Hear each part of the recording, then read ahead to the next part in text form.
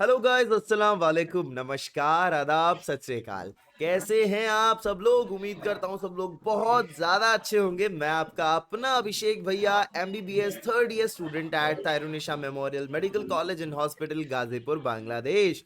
और आज हमारे साथ जो गेस्ट हैं, या मैं बोलूँ मतलब जिनको मैंने इनवाइट किया है, वो एक फेमस पर्सनालिटी हैं। जो लोग बांग्लादेश से रिलेटेड रिसर्च कर रहे होंगे related to SAARC quota and colleges in Bangladesh, इनको तो जानते ही होंगे। तो खैर, this man needs no introduction, लेकिन फिर भी एक बार बोलते हैं तो बता दो आप अपने बारे में थोड़ा सा। Assalamualaikum, Namaskar सबको. My name is Ubair Fayaz. I am a first year MBBS student at Sir Salimullah Medical College, Dhaka. I am pursuing my MBBS free here via SNAC MBBS quota. अच्छा, तो अब चाय पे चर्चा हम लोग start करते हैं। ऐसे हम लोग रैंडम बातें करेंगे, कुछ ये अपने बारे में बताएगा कि कैसे इसको, सार्क का मतलब आप समझे भाई, ये गवर्नमेंट मेडिकल कॉलेज में पढ़ता है, मतलब फ्री में। अच्छा, फ्री में? तो अब आपको भी पढ़ना है क्या फ्री में? तो अगर आपको ऐसे पढ़ना है ना फ्री में, तो पहले सुनो इसकी बात। हर कोई नहीं पढ़ सकता, उसके लिए क्या क्राइटेरियाज होते हैं, कितने नंबर चाहिए होते हैं, नीट में कितने मार्क्स चाहिए होते हैं, बोर्ड्स में कितने नंबर चाहिए होते हैं, क्या प्रोसेस होता है, कैसे आपको कॉलेज मिलता है, तो वो सारा जो चीजें हैं वो आज हम लोग समझेंगे। तो बेसिकली अगर ऐसा कोई वीडियो देख रहे थे कि सार्क कोटा क्या होता है, तो आज की जो हमारी कन्वर्सेशन है उससे आपको ये जरूर समझ में आ जाएगा कि व्हाट इज सार्क कोटा, और इसके थ्रू एडमिशन कैसे लेते हैं, कैसे हमें बांग्लादेश में गवर्नमेंट मेडिकल कॉलेजेस में एडमिशन मिलता है। तो पहले इधर उधर की बकवास बातें करते हैं। कुछ कुछ बताइए उबैर अपने बारे में कि आप पहले क्या कर रहे थे, ट्वेल्थ कौन से ईयर में किया, देन उसके बाद कुछ ऐसे ही बता दे। चालू करना है, ऐसे कुछ तो बोलना ही पड़ेगा इंटरव्यू में। जी सर. सर 12th मैंने पास किया है in session 2022 under Jammu and Kashmir state board of school education. मैंने 493 मार्क्स सिक्योर किए थे आउट ऑफ 500. मेरी स्टेट रैंक 7th थी जम्मू एंड कश्मीर स्टेट. उसके बाद मैं अपीयर होता हूँ नीट 2023 में, जिसमें मैं 533 पॉइंट स्कोर करता हूँ. आफ्टर दैट, क्योंकि मैं एक ओपन मेरिट कैटेगरी से बिलोंग करता हूँ, हम्म। अपने इंट्रोडक्शन से पहले मैं, अगर मेरी बात अथॉरिटीज तक पहुंच रही है, तो मैं उनसे ये बात कहना चाहता हूँ कि गवर्नमेंट ऑफ इंडिया ने जम्मू एंड कश्मीर में एक डिजास्टर फ्रेम किया है hmm. By framing the new reservation policy in Jammu and Kashmir, which has which is, अगर हम ये भी कह सकते हैं, which is murdering the merit of open merit students specially in Jammu and Kashmir, जहाँ पे इस वक्त कट ऑफ 650 से ऊपर जा रहा है. तो ओपन मेरिट स्टूडेंट्स के लिए medical entrance examination like NEET UG और नीट पीजी, उनमें उनके एग्जाम्स में कट ऑफ स्कोर में फॉल करना बहुत ही टफ हो गया है. तो मैं गवर्नमेंट से रिक्वेस्ट करना चाहता हूँ कि प्लीज इस रिजर्वेशन पॉलिसी को जो है एड्रेस करें, ताकि जो आप इस वक्त ज्यादती ओपन मेरिट स्टूडेंट से कर रहे हो वो कम हो जाए कहीं ना कहीं. अच्छा, अगर तो किसी को मैं अपना बेसिक 12th. बेसिक अगर किसी को ये नहीं समझ में आया, ओपन मेरिट का मतलब क्या होता है, जरा समझाइए ऑडियंस को। कोई पेरेंट देख रहा हो, कोई ऐसा स्टूडेंट जिसको नहीं पता ओपन मेरिट क्या होता है।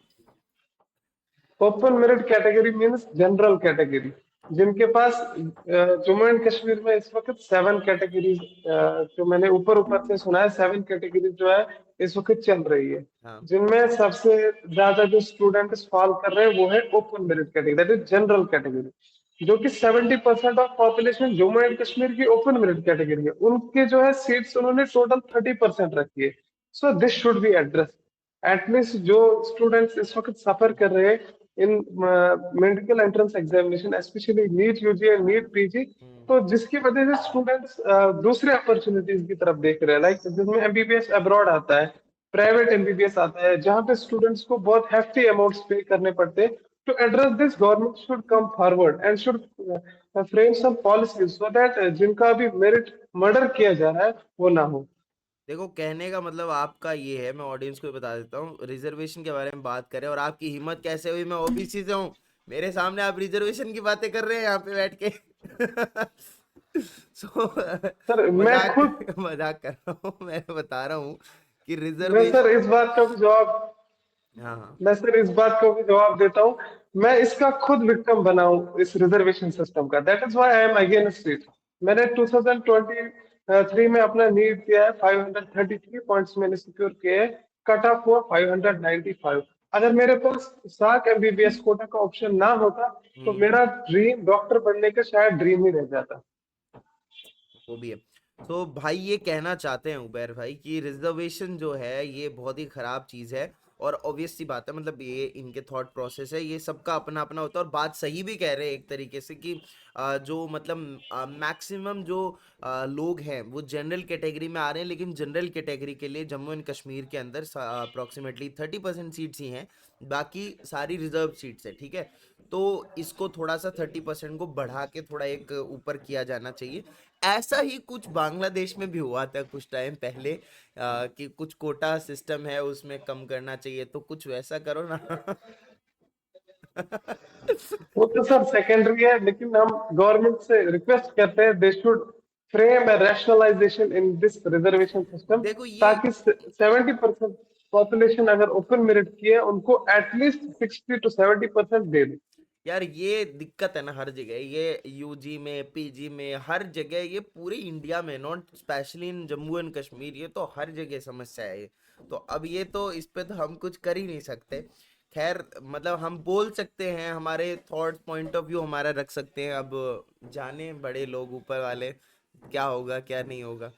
तो हाँ खैर, आप उस पे जर्नी पे थे कि आपने 10th क्लास के अंदर out of 500 you score around, twelfth में 12th में आउट ऑफ 500 आपने 495 स्कोर किया। 495, 493। 493 स्कोर किया। और ये मैं जो जिनको नहीं पता, ये 500 क्या है कुल मिला के, 5 सब्जेक्ट का टोटल 100 100 100। तो उसमें से इन्होंने सब सब्जेक्ट का मिला के आउट ऑफ 500 ही स्कोर्ड 493। ये ट्वेल्थ क्लास का है। और 10th में क्या था आपका? टेंथ में सर मेरा 463 था। 2020 सेशन में मैंने अपना टेंथ पास किया है, 463, जिसमें मेरे बायो के 100 मार्क्स आए अच्छा अच्छा। 10th क्लास में बायो, थे। मतलब तुम्हारे बोर्ड के अंदर 10th में 5 सब्जेक्ट कौन कौन से थे आपके जी? सर हमारा बायो मतलब साइंस होता था, फिजिक्स ओ, केमिस्ट्री और बायोलॉजी। ओ मिला, साइंस सब्जेक्ट में मेरे 100 आए थे। साइंस में 100 आए थे आपको। और ये 12th के अंदर आपको फिजिक्स केमिस्ट्री बायोलॉजी का अलग अलग बता सकते हैं कितना आया था? जी जी सर, बायोलॉजी में मेरा आया था 98, हाँ। Physics 99, chemistry 99। बाप रे, ये तो बहुत होशियार बच्चा निकला। एक तो तू सर मत बोल, मैं मारूंगा यहीं से, मैं वीडियो कॉल से मारूंगा एक किताब देके। तू भैया बोल, मैं कोई सर थोड़ी हूँ यार, सीनियर हूँ तेरा 2 साल ही बस, इसमें क्या है, तू भैया बोल। तो 99 सर बोलने से, हालांकि देख सर बोलते हैं, बच्चे बोलते हैं जिनको मैं पढ़ाता हूँ, लेकिन मतलब थोड़ा ऐसे मेरे को ऑड लगता है, मैं उनको भी यही कहता हूँ भैया बोला करो। तो कुल मिला के आपके 12th क्लास में 493 टोटल मार्क्स आए थे, जिसमें से फिजिक्स में 99 थे, केमिस्ट्री में भी 99 थे, और बायोलॉजी में 98 थे। और आपके 10th क्लास जी में टोटल मार्क्स आए थे 463, जिसके अंदर साइंस जो कि इंपॉर्टेंट सब्जेक्ट होता है फॉर सार्क क्राइटेरिया में इंपॉर्टेंट फिट बैठता है, इसमें आपके 100 मार्क्स आए थे। सही है।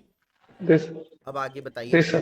12th कर लिया आपने, देन उसके बाद आपने क्या करना स्टार्ट किया, क्या हुआ फिर आगे, जर्नी कैसी? सर ट्वेल्थ के बाद मैं अपना पहला नीट अटेम्प्ट देता हूँ, जिसमें मैं 533 स्कोर करता हूँ। हम्म। उस साल कट ऑफ हुआ था for open merit category, general category 595। तो फिर हम्म। मुझे गवर्नमेंट मेडिकल कॉलेज में एमबीबीएस का एडमिशन नहीं मिला था। हम्म। मुझे एडमिशन मिला इन BSc in radiology eight government medical college Jammu. तो वहां मैं अपने कैरियर के एटलीस्ट 10 मंथ्स वहां परस्यू करता हूँ in the department of radio diagnosis and imaging. तो वहीं पे मैं साग कोटा के बारे में जो है इसके बारे में अवेयर होता हूँ कि ऐसा एक कोटा सिस्टम होता है जिसके हम्म। थ्रू आप अपना।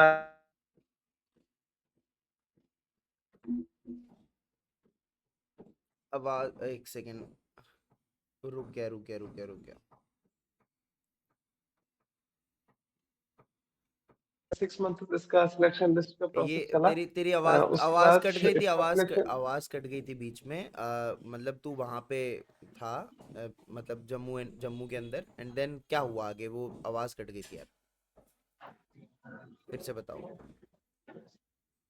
जी सर। सर मैंने अपना जो है नीट के बाद मैंने अपना एडमिशन जो है, हाँ फिर हाँ। से सर आवाज कट रही है। नहीं नहीं, अब ठीक है, अब ठीक है, अब तेरी आवाज आ रही है। नीट दिया, 533 मार्क्स आए। देन उसके बाद तेरे को एमबीबीएस में सीट नहीं मिला। Then you opted BSc in radiology in government medical college Jammu. And then तूने वहां पे 10 महीने लगभग टाइम निकाला डिपार्टमेंट में, radiology and the imaging sir. में। वहां पे सर 10 मंथ्स मैंने निकाले, तो मैंने अपना जो है साग कोटा में अप्लाई कर दिया था। Due to incidents of scams इसमें हुआ था, तो उन स्कैम्स को भी हम वीडियो के बाद में एड्रेस करते हैं। हम्म उसके बाद मैं अप्लाई करता हूँ नेक्स्ट सेशन के लिए, फॉर सेशन 2023। यहाँ पे जो है बांग्लादेश में सेशन अभी 2023-24 हमारा बैच माना जाता है। तो अभी इंडिया के मुकाबले में वहां पे 24 है, यहाँ 23-24 है। तो मैं साग 2023-24 सेशन के लिए अप्लाई करता हूँ, जहाँ पे फिर इसका सिलेक्शन प्रोसेस एटलीस्ट 6 मंथ्स के लिए चलता है। और हम्म। 6 मंथ्स के बाद 30 अप्रैल को इसका सिलेक्शन लिस्ट आ जाता है। And I was selected in sir Salimullah medical college Dhaka. तुम सेशन 2023-24 में हो? जी सर। Right, okay. और तुमने इससे पहले, मतलब जब तुम रेडियोलॉजी कर रहे थे, बीएससी रेडियोलॉजी, उसी टाइम पे तुमने अप्लाई कर दिया था 2022-23 वाले सेशन के लिए, है ना? वो जो जी सर। 22-23 वाले सेशन के लिए अप्लाई कर दिया था, अप्लाई कैसे किया था? लोगों का ये डाउट होता है, कैसे अप्लाई करना है वो बताओ जरा। ये बिल्कुल सर एक हम्म ऑफलाइन प्रोसीजर है। इसमें जो है आपके 10th का मार्कशीट, 12th का मार्कशीट, 10th और 12th की जो क्वालिफिकेशन सर्टिफिकेट्स होती है, उनको आपको मिनिस्ट्री ऑफ एक्सटर्नल अफेयर्स के पास लेना पड़ता है। High commission, ministry of external Dhaka, Bangladesh की जो है, वहां से डॉक्यूमेंट्स अटेस्ट होते हैं। उसके बाद डॉक्यूमेंट्स वापस आते हैं। उसके बाद डीजीएमई का एक पोर्टल होता है, वहां पे उनको अपलोड करना पड़ता है। फिर 4 मंथ्स 5 मंथ्स इसका सिलेक्शन लिस्ट का प्रोसेस चलता है, और उसके बाद सिलेक्शन लिस्ट आता है। ये एक्चुअली 22 एमबीबीएस और 2 बीडीएस सीट्स होती है, reserved for Indian students. 21 MBBS and 2 BDS for Pakistan. 22 MBBS and 2 BDS for Nepal. इसमें 7 कंट्रीज आती है। तो पर्टिकुलरली अगर हम 7 कंट्रीज की बात करें, जिनमें इंडिया, पाकिस्तान, बांग्लादेश, क्या बोलते हैं, मालदीव्स, श्रीलंका। श्रीलंका, और हाँ और भी भूटान, नेपाल। और भी कुछ कंट्रीज इसमें आती है। तो भूटान। उन सब स्टूडेंट्स के लिए इन्होंने ये फैसिलिटी रखी है। हम्म। तो अब मेरे को ये बताओ, जैसे नॉर्मली जैसे बच्चे प्राइवेट मेडिकल कॉलेज में जब एडमिशन लेते हैं, तब भी बच्चे यही काम करते हैं। ऑनलाइन पोर्टल ओपन होता है, वो पहले फॉर्म भरते हैं, अप्लाई करते हैं, ठीक है। देन उसके बाद में जैसे ही उन्होंने फॉर्म फिल किया, उसमें वो चॉइसेस वगैरह डाल देते हैं। देन उसके बाद में उनका इक्वलेंसी लिस्ट, काफ़ी लंबे टाइम बाद इक्वलेंसी लिस्ट आता है कि आर दे एलिजिबल और नॉट। अगर वो एलिजिबल हैं तो जो उन्होंने कॉलेज चूज़ किया था, पर्टिकुलर प्राइवेट कॉलेज, उसमें वो फिर एडमिशन ले लेते हैं। और पैरेलली साथ साथ में अपने डॉक्यूमेंटेशन जो काम होता है उसके अंदर, वही डॉक्यूमेंटेशन का, डॉक्यूमेंट्स का अटेस्टेशन होता है, और वही सारी चीज़ें होती हैं। तो क्या प्रोसेस सेम है? मतलब सेम वही पोर्टल ओपन हो, वही जो फॉर्म, नॉन गवर्नमेंटल जो कॉलेजेस हैं, प्राइवेट मेडिकल कॉलेजेस हैं बांग्लादेश में, उनके लिए और गवर्नमेंट के लिए सेम होता है क्या? एप्लीकेशन प्रोसेस जो डीजीएमई पोर्टल पे अप्लाई करना पड़ता है, एप्लीकेशन प्रोसेस सेम है। पर डॉक्यूमेंट अटेस्टेशन और वेरिफिकेशन ये एक अलग चीज है। क्योंकि ओवरऑल आफ्टर ऑल स्टूडेंट को जो है एक गवर्नमेंट मेडिकल कॉलेज में सिलेक्ट करना पड़ता है। तो इसके लिए मतलब वेरिफिकेशन ऑफ डॉक्यूमेंट्स जो है उसको अटमोस्ट प्रायोरिटी दी जाती है। कि जो स्टूडेंट ने अपना 12th का मार्कशीट लाया है, क्या ये जिनवन ये मार्कशीट है, क्या स्टूडेंट ने इतने मार्क्स सच में परस्यू किए थे, या फिर ये फेक है। उसके लिए जो है गवर्नमेंट ने साख सेक्रेटरीट के लिए इन डॉक्यूमेंट्स को जमा करने की जगह रखी है। वहां हम्म पे ये सारे डॉक्यूमेंट्स जाते हैं एनुअली। लगभग 2,000 to 300 3,000 साख एप्लीकेशन एनुअली इंडिया से आती है। उनमें से 22 स्टूडेंट्स को सिलेक्ट किया जाता है। इस सभी स्टेट के बोर्ड्स या यूनियन टेरिटरीज के बोर्ड स्टूडेंट्स के लिए जो है फैसिलिटी होती है। तो इसमें कंपटीशन एनॉर्मसली टफ होता है। तो उसी के बेसिस पे अगर डॉक्यूमेंट वेरिफिकेशन ऑथेंटिक हो, तब जाके जेन्युइन स्टूडेंट सिलेक्ट होते हैं। लेकिन after all online application procedure जो है that is same for public as well as private medical college. अच्छा ठीक है, तो वही सेम प्रोसेस होता है देन। सिर्फ वो होता है कि डॉक्यूमेंटेशन का वेरिफिकेशन थोड़ा अलग होता है सार्क के लिए, है ना? अच्छा अच्छा। Yes, yes, बाकी वैसे ही होता है ना, जैसे अभी जो पोर्टल अभी ओपन हुआ हुआ है 2024-25 वाले सेशन के लिए, तो जिनको अभी अप्लाई करना है वो अभी अप्लाई कर सकते हैं, राइट? जी सर, जी सर। 15 जनवरी साक एमबीबीएस कोटा के एप्लीकेशन फॉर्म्स का लास्ट डेट है। तो जो स्टूडेंट्स अप्लाई करना चाहते हैं दे शुड अप्लाई। इसमें स्टूडेंट का 10th 12th मार्कशीट, उनके 10th 12th qualification certificate and passport, वो जो है कंपलसरी डॉक्यूमेंट्स है। हम्म। ये अगर स्टूडेंट के कंप्लीट हो और वो अगर वो एलिजिबिलिटी क्राइटेरिया मीट करता होगा, he is hmm. Eligible to apply in साक एमबीबीएस कोटा। इसके लिए एप्लीकेशन फीस 8000 होता है, जो कि मुझे सौ लगता है, हाँ, डॉलर 8000। हाँ, 8000 होता है। वो भेजना पड़ता है डीजीएमई पोर्टल पे। और डॉक्यूमेंट अटेस्टेशन में कुछ फीस होता है। तकरीबन 15,000 में एक स्टूडेंट का साक एप्लीकेशन फॉर्म जो है सबमिट हो जाता बहुत बढ़िया, समझ गया मैं तेरी बात। तो ये ये चीज़ हो गई, ठीक है। ओके, अब आपने मेरे को ये बोला कि इतने 2000 से 3000 बच्चों में से सिर्फ 22 बच्चे सेलेक्ट होते हैं, 22 for MBBS and 2 for BDS, right? है ना? तो है। जी अब ये सर। बताओ, ये जो 22 बच्चे हैं इनको सिलेक्शन के लिए इनका क्राइटेरिया क्या होता है? मतलब क्या क्या चीजें देखते हैं?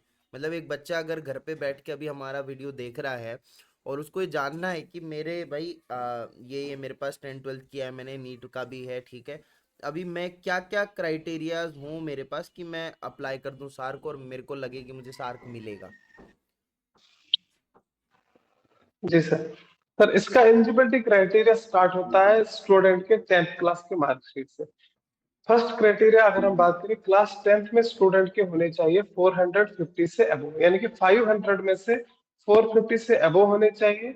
और बायोलॉजी, ये जो साइंस सब्जेक्ट है 10th का, उसमें 95 to 100 होने चाहिए।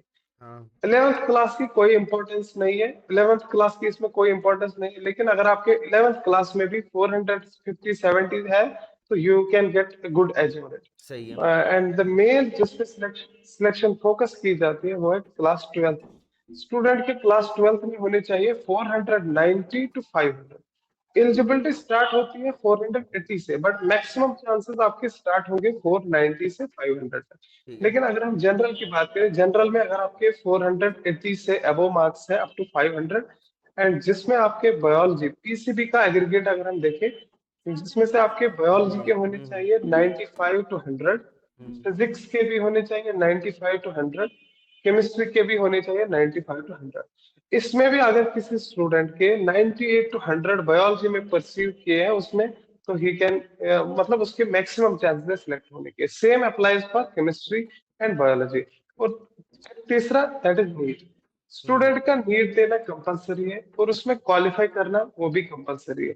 इसमें भी अगर स्टूडेंट के 500 से ज्यादा पॉइंट्स हैं तो उसके मैक्सिमम चांसेस होते हैं साग कोटा के अंदर सिलेक्ट होने।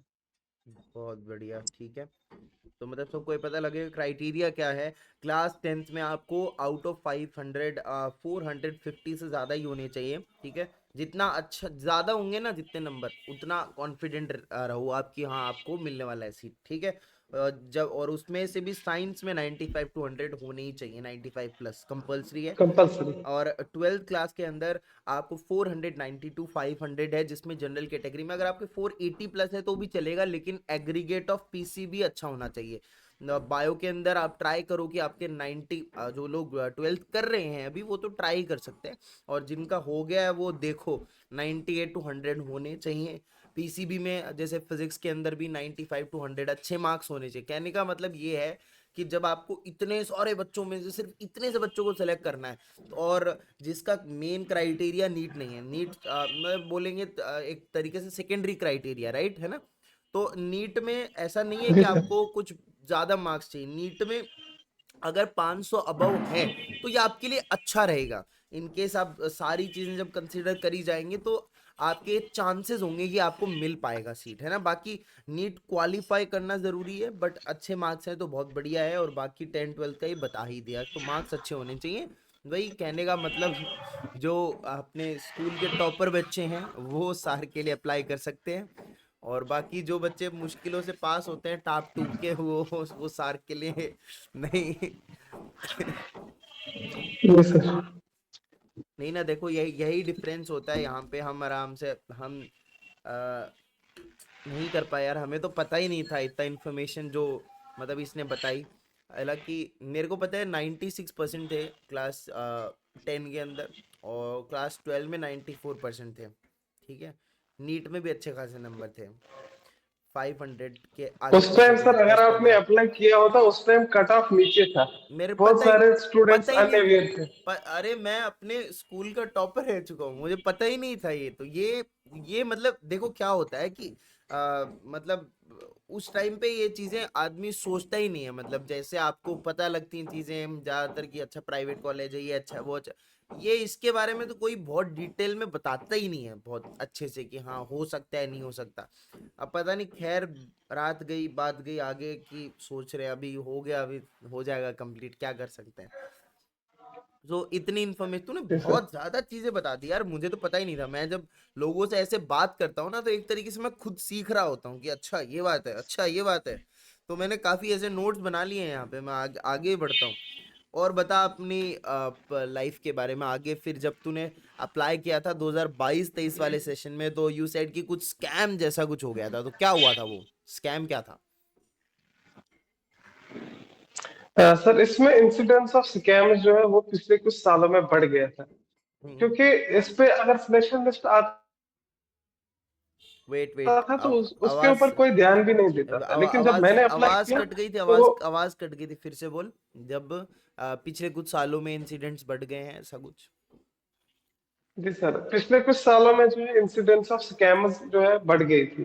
तो क्योंकि जब सिलेक्शन लिस्ट निकला था तो स्टूडेंट उसके उस सिलेक्शन के ऊपर जो है गौर नहीं करते थे, लेकिन हम्म। जब मैंने अप्लाई किया 2022 सेशन में, हम्म। तो जब मैंने अप्लाई किया तो सभी ने बोला कि तुम्हारा तो आराम से इसमें हो जाएगा, क्योंकि इससे ज्यादा कट ऑफ तो हो ही नहीं सकता। बायो में 98, नीट में 533, सारा एलिजिबिलिटी क्राइटेरिया मीट करके अगर मेरा नहीं होता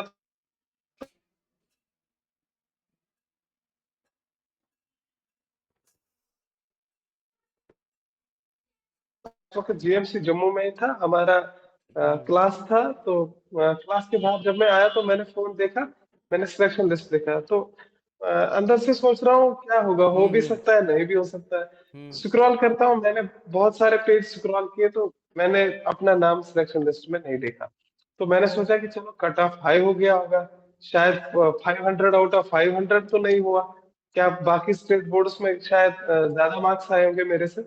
हाँ। तो मैं जब घर गया तो मैंने सोचा कि क्यों ना इन स्टूडेंट्स के एक बार मार्क्स वेरीफाई किए जाए, जो स्टूडेंट्स सिलेक्ट हो गए हैं। तो हम्म। मैंने अब सबसे पहले कुछ बच्चों के मार्क्स देखे उसमें, तो मैंने देखा कि शॉक हो गया मैं कि इनके मार्क्स 480 है, मेरे 493 है। आधों का नीट क्वालिफाई ही नहीं है, मेरा नीट क्वालिफाई भी है, मैं कट ऑफ से थोड़े से रह गया। तो ये कैसे सिलेक्ट हो गए? तो ऐसे मैं स्क्रॉल करता हूँ, मैंने उसमें बहुत सारे स्टूडेंट जो है जिनके मैंने मार्क्स शीट्स में बहुत मतलब कम मार्क्स देखे as compare to myself. तो मैंने सोचा कि मुझे चुप नहीं बैठना है, क्योंकि अगर मैं आज चुप बैठूं तो अगले साल ये फिर से चलेगा, इसके बारे में अगर मैंने आवाज उठाई तो ये उधर ही खत्म हो जाएगा।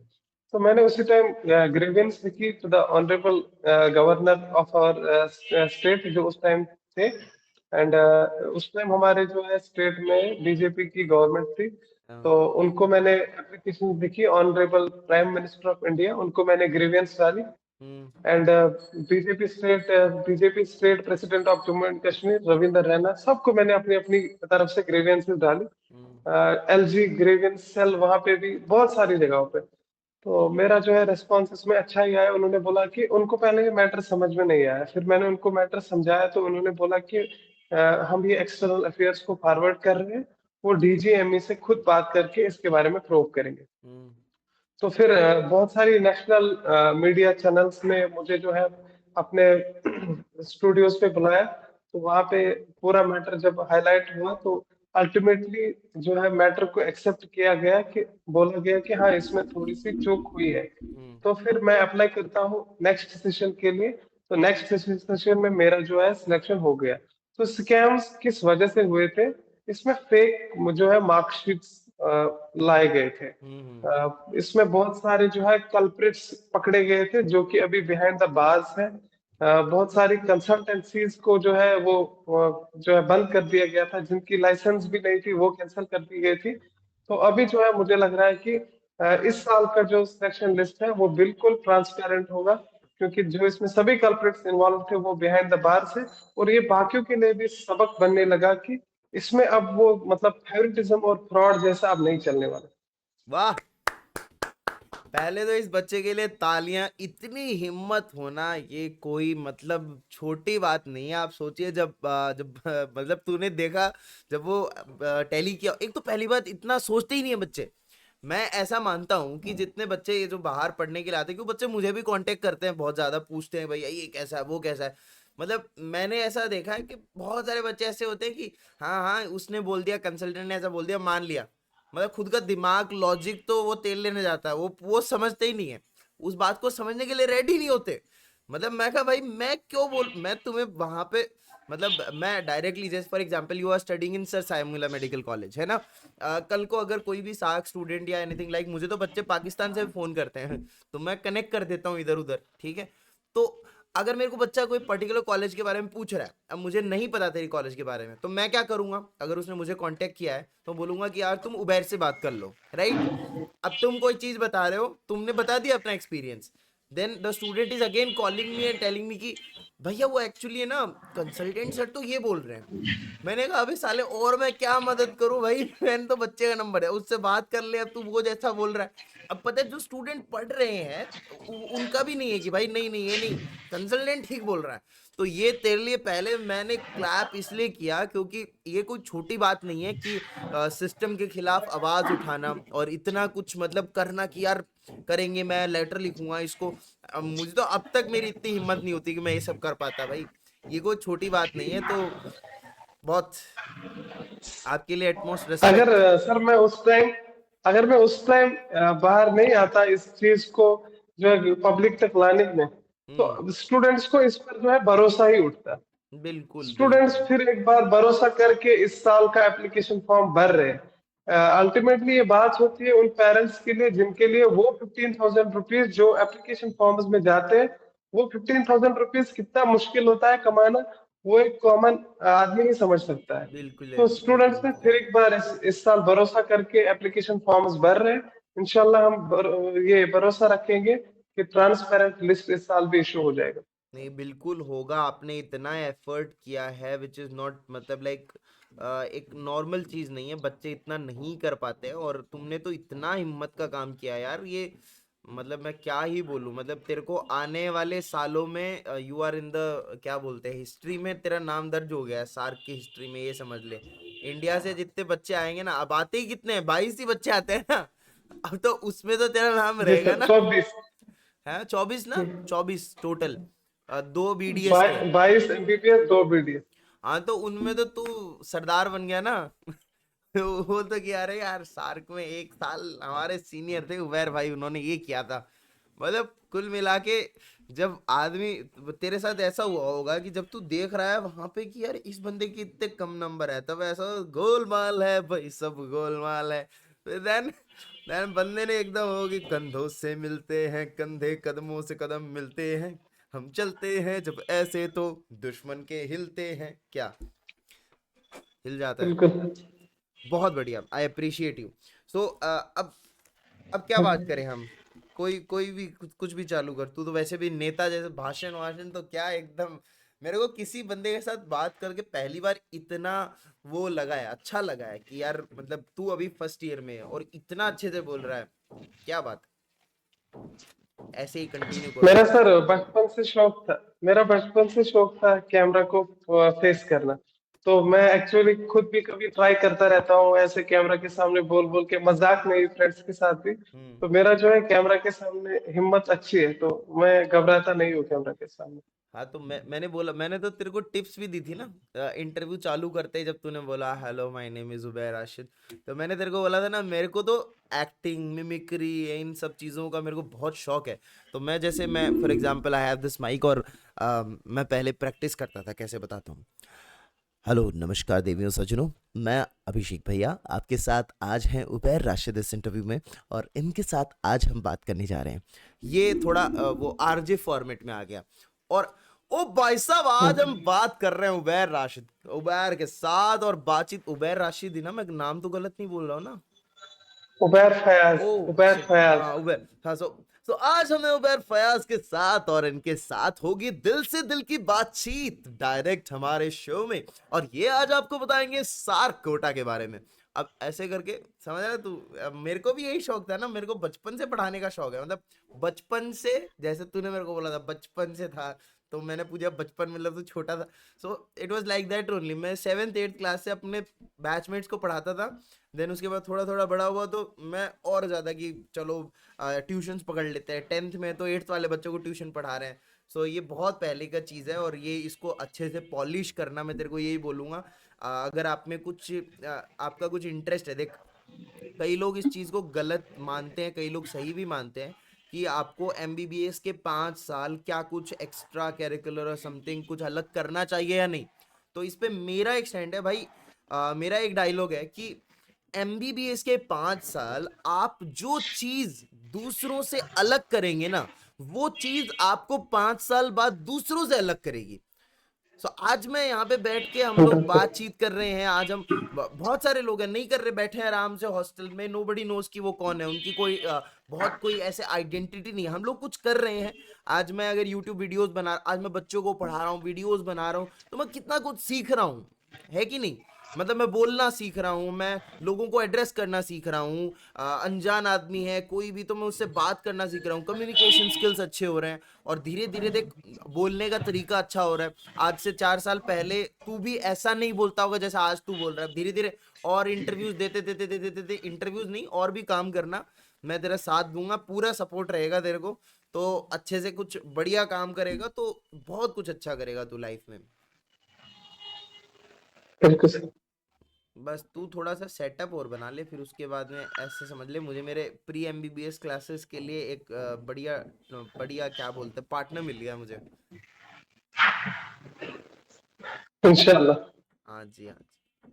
और बताइए कुछ। और ये तो हो गया, सार्क का तो ऑलमोस्ट हमने देख लिया। देन आपको 22 23 वाले सेशन में नहीं मिला, उस टाइम पे तो बहुत घपला हुआ। देन उसके बाद 23 24 सेशन के अंदर आपको मिल गया, और आपकी अभी 4 5 महीने पहले क्लासेस स्टार्ट हो गई। अभी आप फर्स्ट ईयर में पढ़ रहे हैं, एक टर्म दे चुके हैं, राइट? जी सर। अच्छा अच्छा, सही है। राइट कोरोनरी आर्टरी कहाँ से अराइज करती है?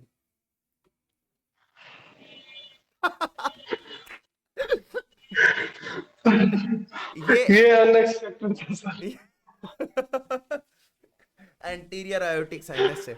खैर, नहीं, मैंने बोला ना इंटर, तू मेरे को पूछ रहा था कि भैया आप क्या पूछोगे, सर आप क्या पूछोगे इंटरव्यू में, like let me know the questions और कंटेंट वगैरह। तो हमारा तो ऐसे रहता है, जो मन में आप पूछ लिया। अब जैसे एक बार क्या हुआ कि मैं क्लास में पढ़ा रहा था, ठीक है। एक बच्चे ने मेरे को बोला कि भैया मैं ऑलरेडी थॉरेक्स तो पढ़ के आया हूँ, है ना? मैंने बोला अच्छा, ऐसी बात है। फिर उसके बाद में उसको लगा कि मैं उसको अप्रिशिएट करूंगा कि देखो बहुत बढ़िया है ऐसे ऐसे। अब मैंने उससे पूछे चालू किए क्वेश्चंस, वो भी कैमरा ऑन करवा के।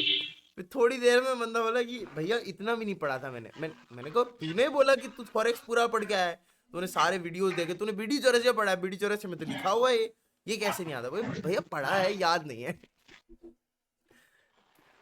तो अभी ये देख, बिल्कुल। ये याद रहेगा तेरे को। इंटरव्यू इसमें कुछ अलग क्वेश्चन पूछ लिया मैंने जो अब तक किसी ने नहीं पूछा। चल, और बता दे कुछ भी, क्या शौक है तेरे, क्या करना पसंद है तेरे को? और बाकी घर पे मम्मी पापा कैसे हैं घर पे? बस सर सब अल्हम्दुलिल्लाह ठीक है। शौक मेरा सर बचपन से ही था रिगार्डिंग दिस, जो अभी कैमरा को फेस करना। सेकंड, जब मैंने 10th क्वालिफाई किया तो मेरा जो है पेरेंट्स ने उसी टाइम बोला कि हम्म।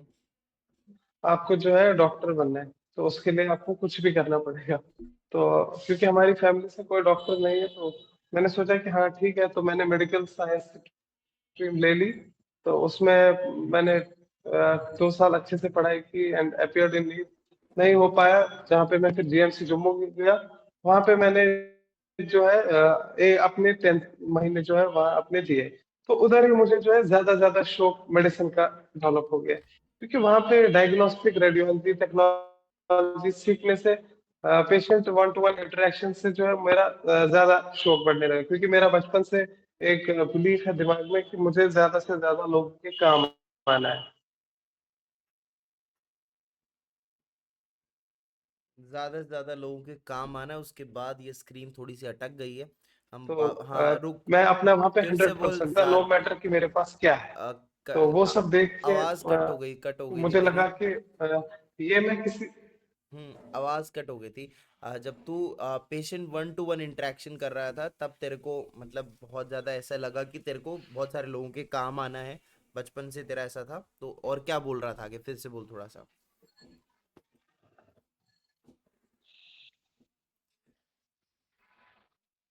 May be there is some network issue. आपकी आपकी आवाज कर रही थी। रुक रुक एक सेकेंड। हाँ सो अभी आ रही है आवाज, अभी आ रही है, हेलो। ठीक है, अभी सब ठीक है। अच्छा अच्छा ठीक है, हाँ हाँ जी बताओ, अब बताओ।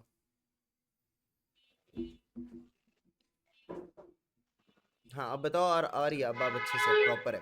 मैं जब जी मैं जब जीएमसी जम्मू में था, वहाँ पे जो मैं रेडियोलॉजी डिपार्टमेंट में था फॉर 10 मंथ्स, वहाँ पे one two one patient interaction से जो है मेरा फील्ड मेडिसिन में ज्यादा बढ़ने लगा, मेरा इंटरेस्ट जो मेडिसिन में है वो ज्यादा बढ़ने लगा। हम्म क्योंकि वन टू वन इंटरेक्शन और मेरा बचपन से ही बिलीव था कि ज्यादा से ज्यादा लोगों के जो है काम आना है। सही तो है। वहां पे मैं अगर किसी को फाइनेंशियल हेल्प भी चाहिए होती थी तो मैं अपने जेब से देता था, कि नो मैटर मेरे पास खुद कितना है। तो वो सब देख के जब मैंने साग कोटा में अप्लाई किया, तो मुझे लगा कि आई कैन सर्व ह्यूमैनिटी, एक अपर लेवल पे मैं ह्यूमैनिटी को सर्व कर सकता हूँ। सही है। तो फिर दुआ मांग के खुदा ने शायद सुन लिया, तो मेरा यही मोटिव है कि ज्यादा से ज्यादा लोगों को काम आना। तो यहाँ पे जो गवर्नमेंट मेडिकल कॉलेजेस हैं बहुत ही एक तो पहली बात मैं बता दूं, बहुत ही अच्छा लगा। मैं तो बस मैं आज पागल हो गया हूँ भाई। मैं तो सून वेरी सून मैं तेरे पास आ रहा हूँ, और आके हम लोग मिलेंगे कहीं बाहर, खाने पीने चलेंगे हम लोग। और मेरा शो भी होता है, मैं गाना भी गाता हूँ, ठीक है। तो मैं शो में तेरे को बुलाऊंगा। अच्छा कल कल क्या कर रहा है तू, कल शाम को फ्री है?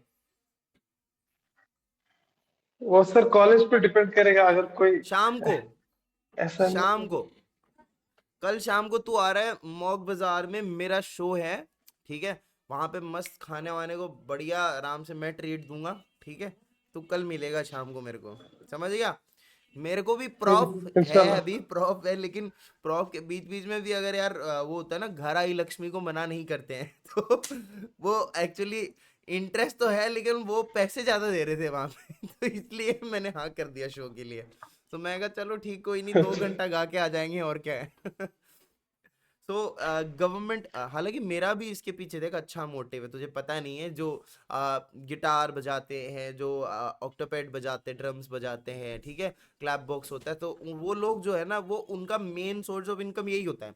तो अगर फॉर एग्जांपल कहीं पे मैं गाना गा रहा हूँ तो मुझे तो ज़्यादा फर्क नहीं पड़ता है कि बहुत ज़्यादा पैसे मिले कि नहीं मिले, बट दे केयर।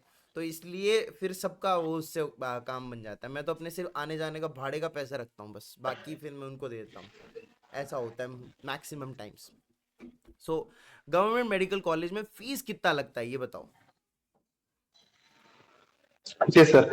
हम्म। सबसे पहले जब एक स्टूडेंट सिलेक्ट होता है अंडर साक एमबीबीएस कोटा, हाँ उसको सबसे पहले जब वो कॉलेज में आता है तो 8,000 उसका एडमिशन फीस होता है। तो हाँ। फर्स्ट ईयर तक उसको सिर्फ वो 8,000 देने। फिर जब उसका प्रॉफ आएगा उस टाइम उसको 3,000 देने। मतलब 11,000 to 12,000 रुपीज उसके फर्स्ट ईयर ऑफ एमबीबीएस में आठ लगते हजार हैं एवरेज ट्यूशन में। फीस है, और प्रॉफ के 3,000 उस टाइम लगते हैं प्रॉफ में।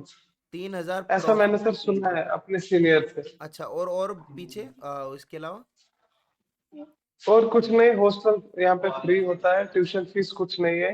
एंड टोटल मैंने जो कैलकुलेट किया अपने सीनियर से, हम्म। स्टूडेंट का पूरा एमबीबीएस 50,000 रुपीज में कंप्लीट हो जाता है। वाह, ये तो बिल्कुल इंडिया जैसा है। 50,000 रुपए में, सुन रहे हो गांव वालों?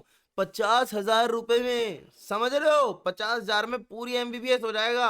अगर जो लोग 10वीं 12वीं के बच्चे भी देख रहे हैं तो वो प्लीज प्लीज कृपया करके अच्छे से पढ़ाई करें, मन लगा के पढ़ाई करें अच्छे से, ताकि कुछ ना कुछ हो पाए काम अच्छे से, बढ़िया कहीं पे एडमिशन मिल जाए, है कि नहीं? जी सर। सर एक मिसकंसेप्शन है स्टूडेंट्स में, वो जब 10th में आते हैं वो बोलता है ये मार्क्स किसी काम के नहीं है, ये मार्क्स से क्या होता है। लेकिन अब उनको पता लग गया होगा कि मार्क्स भी कुछ चीज है। देखो बोर्ड के मार्क्स भी काम आते हैं, कि लोग बोलते हैं ना कौन पूछता है, अब देखो बांग्लादेश वाले पूछते हैं, समझ गए? तो इससे यहाँ पे आपको सर एडवांटेज मिल सकता है। सही बोला तूने बिल्कुल। और भी। ऐसे बोलते क्या करोगे इन नंबरों जी का, सर। कोई नहीं पूछता। और भी सर बहुत सारी अपॉर्चुनिटीज है जिनसे स्टूडेंट्स अभी अनएक्सप्लोर है। ये तो एक तो हो गया साक MBBS quota, second is PM triple S, hmm. जिसमें BSc nursing, BSc paramedical, BVSc और कहीं ना कहीं एमबीबीएस में उसमें आता है, जिसमें गवर्नमेंट फंड करती है स्टूडेंट्स को प्राइवेट मेडिकल कॉलेज में स्टडी करना। ओ। अगर किसी को बीवीएससी करना है विद इन इंडिया, वो फ्री बीवीएससी कर सकता है। उसका सारा fund including hostel fee government pay करेगी। That comes under prime minister special scholarship scheme, that hmm. Is for Jammu and Kashmir. Hmm. सिर्फ जम्मू एंड कश्मीर? जी सर, या जहां तक मैंने सुना है फॉर जम्मू एंड कश्मीर। और बहुत सारी कंट्रीज ऐसी है, टर्की में भी स्कॉलरशिप देते हैं एमबीबीएस के लिए, इटली में ईरान देते में भी है। हैं। इटली में देते हैं, मुझे इटली का तो और भी जी। खतरनाक है। अगर इटली में किसी को मिले, I know a few student जो अभी इटली में अभी गए हैं पढ़ने के लिए। इटली तो भाई बहुत बढ़िया है, मतलब वहां पे बस वो है कि डिजर्विंग कैंडिडेट ही जाएगा, आई मैट क्लियर करना पड़ता है, एग्जाम होता है। इन चीजों के बारे में बहुत हम लोग ऐसा करके मैं और भी कंटेंट लेके आऊंगा, इंटरव्यूज वगैरह बहुत सारे लोगों से, जिसमें मतलब यही ज्ञान फैलाना है ना, यही काम करेंगे हम लोग बैठ के। और बाकी अगर आप कुछ और बताना चाहें, मैं कुछ भूल गया हूँ क्या? बाकी तो अब मैं व्लॉग में लेके आऊंगा कल तेरे को। ठीक है, कल व्लॉग बनाएंगे हम साथ में। ठीक। ठीक है सर। ठीक है। ओके। ठीक है। तो चलो अब एक गाना सुनाओ। अरे तो उसमें मेरी मैं तो स्किल भाई जीरो है। गाना, अरे मैं तो गाना सीनियर, सुनाने में। मैं सीनियर हूं ना, तो मैं वही यहाँ पे मतलब लोगों को ये भी रहता है ना, रैगिंग वैगिंग, तो रैगिंग हुई क्या तेरी? No sir. रैगिंग नहीं हुई पक्का? Are you sure? ये तो अपने बिल्कुल 100% सेंसेस में बोल रहा है, किसी के दबाव में नहीं कह रहे हैं आप? जी सर, 100% सेंसेस में बोल रहा हूँ, क्योंकि यहाँ पे जो मेरे सीनियर्स हैं, उन्होंने मुझे एक बात बोली। जब यहाँ इंडिया से स्टूडेंट आता है वो ऑलरेडी घर से दूर होता है, तो उसको हाँ। फिर से इरिटेट करना, that is not right. Already student को यहाँ एडजस्ट होने में एटलीस्ट 2 to 3 मंथ्स लगते हैं। अगर वो पहले ही 3 मंथ्स में ऐसे सीनियर आ जाए जो हम्म। ऊपर से मेंटल प्रेशर फिर से बनाए, तो स्टूडेंट के लिए यहाँ सरवाइव करना बहुत डिफिकल्ट हो जाए। Hmm. And I am proud of my seniors, जिन्होंने मुझे यहाँ रहना सिखाया, जिन्होंने मुझे यहाँ बात करनी सिखाई। तो ऐसे ही सीनियर्स खुदा सबको दे। क्या बात है, क्या बात है। मुस्कुराना भी तुझी से सीखा है, प्यार करने का तू ही तरीका है। कौन सा गाना है ये? सीनियर्स खुश हो जाएंगे यार, लेकिन मतलब ये वीडियो जाके उनको दिखाना भी, मैं थोड़ी देर में अपलोड कर दूंगा। इसमें से मतलब ये ऐसी अनफिल्टर्ड कन्वर्सेशन जिसको मैं ऐसा ही डालूंगा, इसमें से कुछ एडिट नहीं करूंगा मैं। करना है कुछ एडिट नहीं ना? वो सर आपके ऊपर डिपेंड करता है, नहीं नहीं, आपको कैसा लगा मैं मेरा तो बोलना। एडिट करता ही नहीं। बहुत बढ़िया लगा, बहुत बढ़िया लगा। मैं मतलब इतना तू एक अभी फर्स्ट ईयर में एक स्टूडेंट है, मतलब बहुत अभी तक तो ऐसा कोई स्टूडेंट नहीं है, एक दो हैं बस मेरे कॉलेज में। उसके अलावा मैं अगर इतने बच्चों को इतनी मेडिकल कॉलेज में जानता हूँ, मतलब तेरे लिए मेरी रेस्पेक्ट एकदम ऐसा वो अंदर से निकली है। मतलब वो एक होता है ना कि यार, मतलब क्या बात है, ऐसे लगता है कि बांग्लादेश का जो एजुकेशन सिस्टम है, बांग्लादेश में जैसे पढ़ाई होती है, जो चीज़ें हैं उसके अंदर, मतलब एक जेन्युइन फेस अभी निकल के आएगा। आगे बहुत सारी बड़ी चीज़ें करेगा तू, बस मैं तेरे लिए यही दुआ करता हूँ, प्रार्थना करता हूँ, और सारी चीज़ें अच्छी हों। बाकी आपको अगर कोई भी जो ऑडियंस है, डायरेक्ट बात कर लेता हूँ। अगर आपको कुछ भी चीज़ पूछनी हो रिलेटेड टू शार्क और anything, you can any time मतलब text me, I will connect you with this guy जो मेरे साइड में बैठा है, इस आदमी से मैं आपको बातचीत करवा दूंगा। और बाकी भी आपको अगर कुछ पूछना है तो यू कैन कॉन्टेक्ट मी। और कुछ चीज़, हाँ हाँ हाँ भाई, आपको बता दूं, हमारी अभी क्लासेस चल रही हैं एमबीबीएस, प्री एमबीबीएस क्लासेस, ठीक है। तो प्री एमबीबीएस क्लासेस के अंदर बांग्ला, एनाटमी और फिजियोलॉजी अभी मैं कवर करवा रहा हूँ, ठीक है। तो आपको वो ज्वाइन करनी चाहिए, क्योंकि आपके पास अभी इनफ 4-5 महीने का टाइम अभी भी बचा हुआ है। मई या जून तक क्लासेस स्टार्ट होंगी 2024-25 बैच की। तो इसलिए सबको ज्वाइन करना चाहिए, ठीक है। आप पैसे वैसे का टेंशन मत लो भाई, कम ज्यादा दे देना, लेकिन सबका भला होना चाहिए। पहले आप आओ, पढ़ो अच्छे से, आप एक हफ्ता क्लास लो अच्छे से। आपको अच्छा लगता, आपको ऐसा लगता है कि एक हफ्ते में आपने कुछ सीखा या आपका कुछ चेंज आया, तो आप फिर आगे कंटिन्यू करना। और अभी टाइम खराब करने का कोई पॉइंट नहीं बनता, जैसा कि बोला इसने उबैर ने कि यहाँ पे आने के बाद एडजस्ट करने में काफी ज्यादा टाइम जाता है बच्चों का, जिसके अंदर लैंग्वेज इश्यूज आते कि नहीं आते, उबैर बताओ, कॉलेज में जी सर, आते हैं। आते हैं ना, क्योंकि आते हैं। ज्यादातर क्लास में जो मोड ऑफ टीचिंग होता है ना, वो आपको इंग्लिश में टीचर डेफिनेशन बताएगा, ठीक है। लेकिन देन जब एक्सप्लेन करने पे आएगा तो वो बांग्ला पे आ जाएगा। मतलब तो बांग्ला में। ज्यादातर आप देखोगे कि यहाँ पे बांग्ला यूज करते हैं। जो लोग ऐसा बोलते हैं बच्चों को कि यहाँ इंग्लिश टू इंग्लिश पढ़ाई होती है, तो ये बहुत गलत चीज है। टीचर हालांकि ट्राई करते हैं बच्चों के साथ इंग्लिश में बात करने की, ठीक है, लेकिन वो भी 100% नहीं होता। सही कह रहा हूँ उबैर? जी सर, हंड्रेड हाँ। परसेंट नहीं होता है। हाँ। अगर वो बोलेंगे 30% वो इंग्लिश में बोलते हैं, 70% they explain in Bangla. But Bangla एक कॉम्प्लेक्स लैंग्वेज नहीं है उतनी। अगर हम्म। आप गौर करोगे 3 मंथ्स में इंसान अच्छे से समझने लगता है। हाँ, तो वही 3 मंथ्स आपको मेरी क्लास ज्वाइन करनी है, आप घर पे बैठे बैठे सीख जाओगे, यहाँ पे आओगे। अच्छा, एक चीज है, बोलने से तो सीख जाता है आदमी, लेकिन क्या होता है कि जब हम कोई लैंग्वेज बोल रहे हैं, फॉर एग्जाम्पल तुमने अ, बांग्ला हल्की फुल्की सुन के सीख ली, अगर तुम कोई गलती कर रहे हो तो तुम्हें करेक्ट करने वाला कोई नहीं है। अब तुम वही अगर मान लो गलत लैंग्वेज टीचर के सामने यूज करते हो, फॉर एग्जांपल सेंटेंस की फ्रेमिंग ले लो, या कोई वर्ड का मिस प्रोनाउंसिएशन ले लो, बहुत सारी चीजें होती हैं, है ना। तो इस टाइप से अगर तुम गलती डायरेक्ट टीचर के सामने करते हो, दैट इज नॉट गुड। आपको तो कोई ये नहीं बोलेगा ना, नहीं तू ये गलत बोल रहा है, ऐसा कोई थोड़ी बोलता है। यहाँ के लोग सोचते हैं कि अरे जितना बोल रहा है ठीक है, ठीक है, हाँ हाँ, अच्छा बोल रहे हो, अच्छा बोल रहे हो, ठीक है, बहुत बढ़िया, वेरी गुड, गुड ट्राई। ऐसा ही करते हैं ना वो लोग तो। और इवन जो बंगाली लोग होते हैं यहाँ पे, वो तो हमारे साथ हिंदी में बात करते हैं, बांग्ला में बात और नहीं करते यार।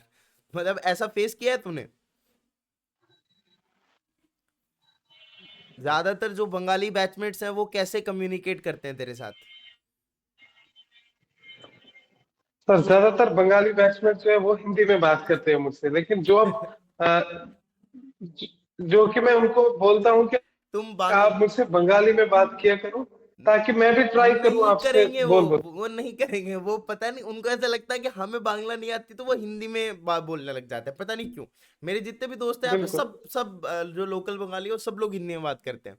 तो अभी इसके लिए आपको बांग्ला सीखनी चाहिए, और आने से पहले आपको एटलीस्ट ये पता लग जाए कि भाई पढ़ना कैसे होता है, क्या करना होता है, ताकि कॉलेज में आके है ना, आपको कोई मिले ना मिले, आपको एटलीस्ट पता हो कि सब्जेक्ट को अप्रोच कैसे करना है, पढ़ना कैसे है, सारी चीजें कैसे आप वाइवास देंगे, वाइवास में खुद को कैसे प्रेजेंट करना है। क्योंकि आपने वो सुना होगा, first image is the last image. यहाँ पे अगर आपने इमेज ही खराब कर ली आते ही, और इमेज बहुत जल्दी खराब होती है बांग्लादेश में, टीचर्स बहुत ज़्यादा चीज़ें को माइंड कर लेते हैं, छोटी छोटी चीज़ों को। सो आप बस अच्छे से पढ़िए, यही हमारी दुआ है। और उबैर, थैंक यू फॉर ज्वाइनिंग, और यही हम यहाँ पे इस इंटरव्यू को ख़त्म करेंगे। ऑलरेडी 50 मिनट का हो चुका है, पता लगा तेरे को? 50 मिनट तूने बात कर ली मेरे से।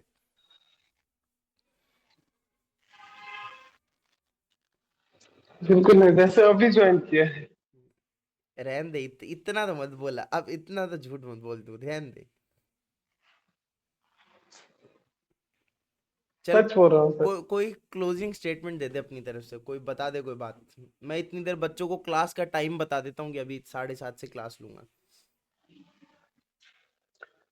क्लोजिंग में सर मैं सब स्टूडेंट से ये बोलना चाहता हूँ कि जिन्होंने अब ये एलिजिबिलिटी क्राइटेरिया सुन के खुद को जो है इसके एलिजिबल माना है, जो एलिजिबिलिटी क्राइटेरिया फॉलो करते हैं, उनको अब मैं पहली सजेशन ये दूंगा कि सबसे पहली अपनी प्रायोरिटी आप नीट पे रखिए। हम्म। क्योंकि साथ में जो है कंपटीशन बहुत इंटेंस है। ये हम्म। 22 सीट्स होती है for all over the India. मैं ये नहीं बोल रहा हूँ कि आपका चांस जीरो है, बट कंपटीशन बहुत ज्यादा इंटेंस है। पता नहीं होता है कितने ज्यादा एप्लीकेशन फॉर्म्स आएंगे, कौन अप्लाई कर रहा है, क्या टॉपर अपनी स्टेट का यूटी का अप्लाई कर रहा है या नहीं। तो वो ध्यान में रखना चाहिए। तो इसके लिए आप अपने जो है नीट के ऊपर पहला फोकस रखिए। साथ ही सेकेंडरी आपने इसमें अप्लाई किया, बस इसको आप छोड़ दो। अप्लाई किया, दिमाग से निकालो, prepare for NEET. Hmm. Second, आपको एक जिनवन जिनवन बॉडी, जिनवन कंसल्टेंसी से आपको अप्लाई करना है, जिनकी कुछ प्रीवियस हिस्ट्री रही हो सिलेक्शन निकालने में। हम्म। अगर आपने किसी ऐसे वैसे कंसल्टेंट से अप्लाई किया जो कि आपका फॉर्म यहाँ पहुंचाएगा ही नहीं, जहां आपके फॉर्म्स अटेस्ट ही नहीं होंगे, आप खुद को ये उम्मीद रखोगे कि मेरा जो है सिलेक्शन साथ में हो जाएगा, बट फिर वो सब नहीं होता है। तो इसलिए आप एक जेन्युइन कंसल्टेंट को यूज कर सकते हो, जो आपके डॉक्यूमेंट्स जो है आगे अटेस्ट करके ऑनलाइन अप्लाई करवाएगा। बिल्कुल, बिल्कुल। और ये बहुत ही इम्पोर्टेंट चीज़ है, क्योंकि ज़्यादातर बच्चों को ज़्यादातर जो बच्चे हैं उनको पता ही नहीं होता कि क्या करना है, तो वो कंसल्टेंट के पास जाते हैं। और बड़ी मतलब दुख की बात ये है कि कंसल्टेंट्स को भी ज़्यादातर ये नॉलेज नहीं होता कि सार्क में कैसे क्या करते हैं। बहुत सारे लोग अपने गली मोहल्ले में आसपास ऐसे ही अपनी शॉप्स खोल के बैठे रहते हैं, they do not have the proper information कि कैसे उनको करना है। तो बस सिर्फ आपको प्रॉमिस करके छोटा मोटा, और लोग पैसे भी इसमें धोखाधड़ी बहुत करते हैं कि आप 10 लाख रुपए दीजिए, आपको हम यहाँ पे ये कॉलेज दिला देंगे, ये गवर्नमेंट कॉलेज दिला देंगे, ये कर देंगे, वो कर देंगे। सो आप इन सब चीज़ों से बच कर रहिए। और यहाँ पर मैंने अपना व्हाट्सअप नंबर नीचे दिया है कमेंट सेक्शन के अंदर और डिस्क्रिप्शन के अंदर, जहाँ पे आप कांटेक्ट कर सकते हैं, मुझे पूछ सकते हैं कि क्लासेस वगैरह के बारे में, और भी अगर आपको कोई जानकारी चाहिए। और क्लास ज्वाइन करो यार, मुझे मैसेज करो और क्लास ज्वाइन करो। मेड्स क्लब हमारा ग्रुप है, मैं आपको व्हाट्सएप ग्रुप पे ऐड कर दूंगा। डेली 2-3 घंटा लाइव क्लासेस होती हैं। ओके, तो आपके लिए बहुत अच्छा होगा। मैं आपको पूरी पूरी फर्स्ट ईयर एनाटमी के नोट्स वगैरह बनवा दूंगा। देखो, ये प्रमोशन खुद ही करना पड़ता है, दूसरा तो कोई करता नहीं है ना। तो इसलिए बीच बीच में 4-5 बार बोल दो क्लास चल रही है, क्लास चल रही है। तो ये बात है। तो चलो, take care, bye bye, good night, शब्बा खैर सबको। चैनल को कर लो सब्सक्राइब, वीडियो को लाइक कर दो, लोगों के साथ शेयर करो बहुत ज्यादा। ठीक है, चलो, good night Uber, love you छोटे भाई। ओके, ओके भाई, थैंक यू।